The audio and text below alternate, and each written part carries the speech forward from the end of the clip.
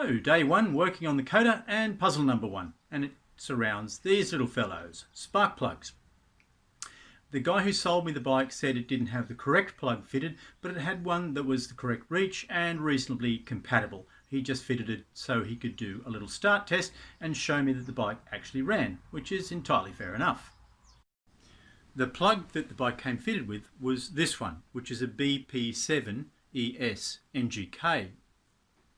The recommended plug from the 1970-71 spec sheet is a BP5 ES, which means it's the same reach, it's the same diameter thread, and it's a slightly hotter plug, but that's not really a big deal in terms of just running the bike.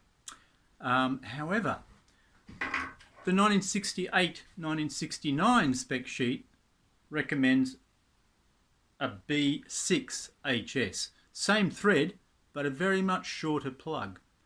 The BP7 has a 19mm thread, or the length of the thread, the depth of the thread is 19mm. I believe these are 12.5mm, and that's a big difference.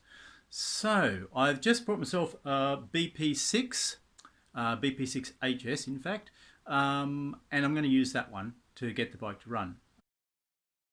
Here's a photograph of the two plugs that I mentioned, and you can see the clear difference in reach.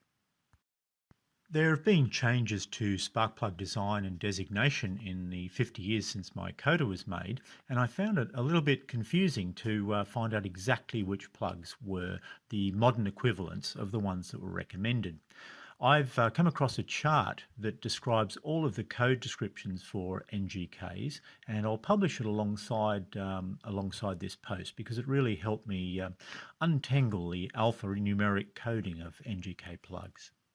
I'm not exactly sure what motor this is. I'm fairly certain it's a 68-69 model, somewhere around there, but I want to be positive before I run the longer spark plug. So I'm going to try running it with the short plug and see how that goes.